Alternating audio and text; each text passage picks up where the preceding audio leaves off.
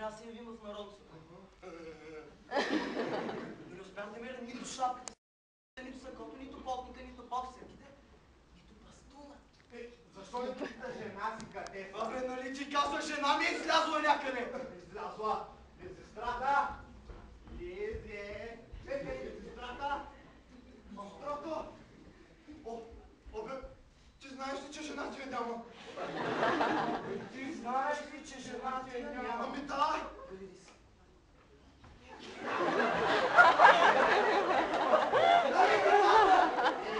Къде ли ще отишла толкова рано с Кришом от тебе?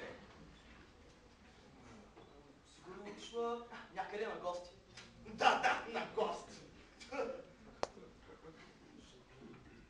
Не е някоя развратна жена. Не се сърди, моля се. Изчакай ме да се облека и сега ще я намерим.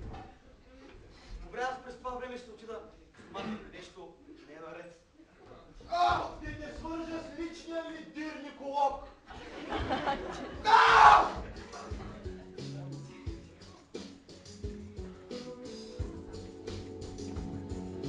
Ирина!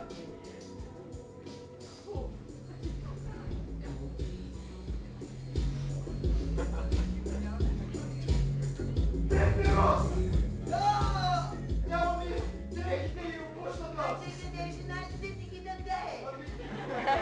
Сигурно отишла при някоя приятелка на обяд. При някоя приятелка на обяд. Мисля, да това си рано супер, за да отида на обяд. Опак.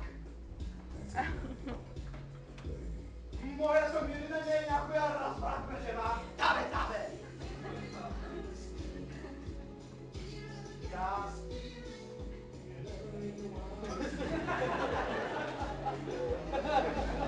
След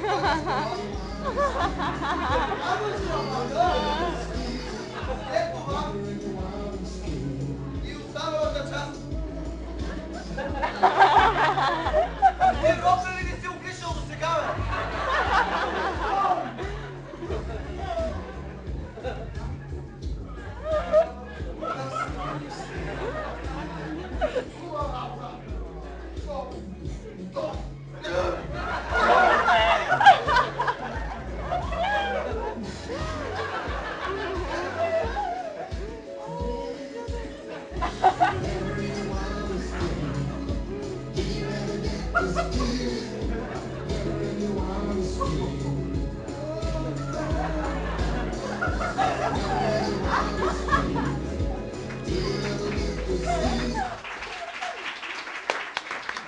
Във всеки случай пропуснахме народно събрание. И трите гроша, които ми се полагат за заседанието.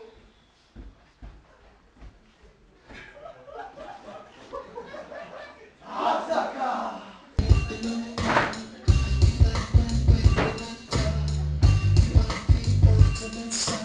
Откъде идваш толкова рано, хребец? Абе, каква музика слушаш, Кремец? Защо си с слушалки, хребец? Сори, момчета, не ви чух, защото съм се слушал. Откъде идваш толкова рано? От Народното събрание. Ама свърши ли заседанието? Да, отдавна. Ти си получи трите гроша. Де е това щастие? Че защо така? Случи се нещо невероятно. Какво? Събранието се беше събрало толкова много народ, колкото никога не се е събирал. Бяха на... Ей, момчета, защо сте се облекли така? После ще ти обясним. Бизнесмени от вашия ранг. Карай нататък! Карай нататък! Та значи, събранието се беше събрало толкова много народ, колкото никога не се е събирал. Бяхме дошли много дюканджи с бели лица. По цвета на лицето си бяха като дюканджи, които стоят на сянка. Добре, Карион, е помня, ама ти, Брепирос, не съм допускал за тебе. Ово за роката, мъж като тебе. Не, какво стана с дюканджиите? Да, един от моя. Я кажа хубаво, моля.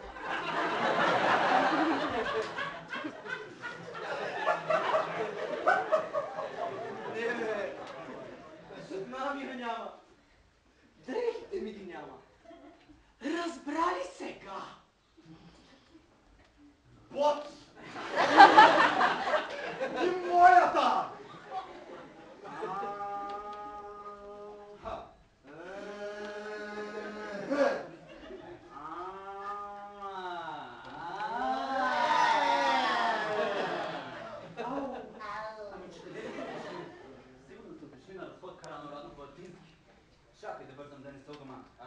обичам като вас по-женски. Кажеш най-после какво каза хубавия момък с лице, бял като дюканджия. Ами предложи да се остави управлението на държавата на жените. Какво? Тогава дюканджиите започнаха да викат Браво! Верно! Младеж с бялото лице доби кораж и започна да хвали жените до небесата и да напада мъжете. И какво каза? Ами каза, например, че... Препиро се подлез!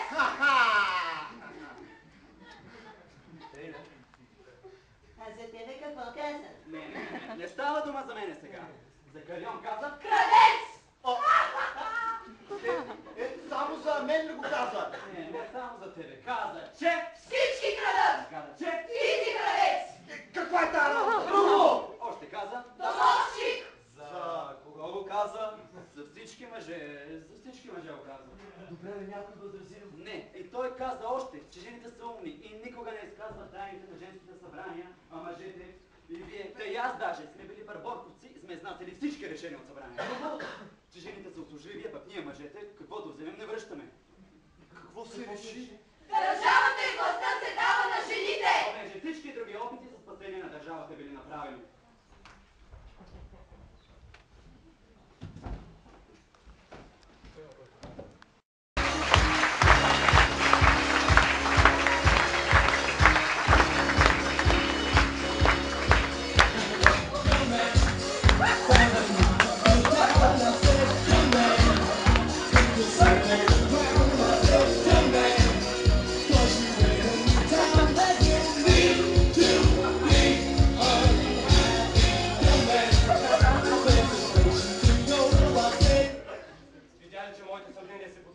Не мога да повярвам, че жените са способни на подобно нещо.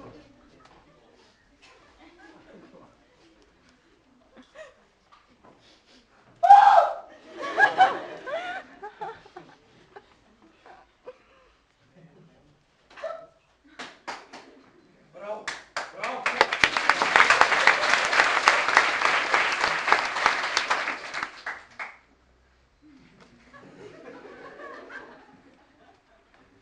Крагом! Ще си вкъщи или не? Не. Крагом! Аз съм Ерген.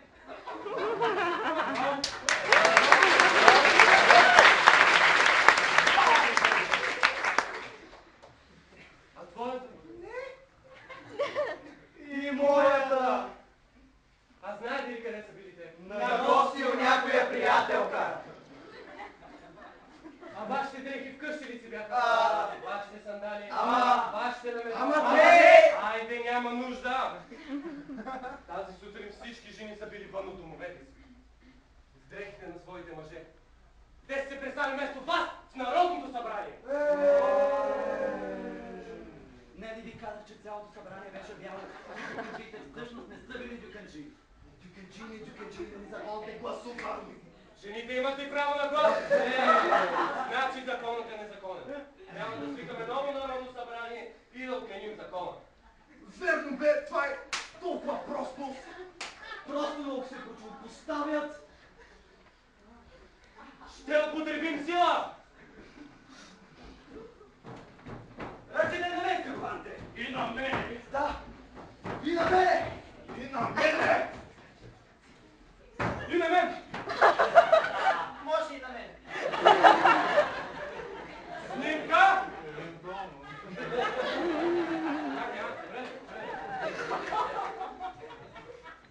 Строше! Мирно! А сега изненада! Мирно! Запит! Напред! Атиняни! Напред!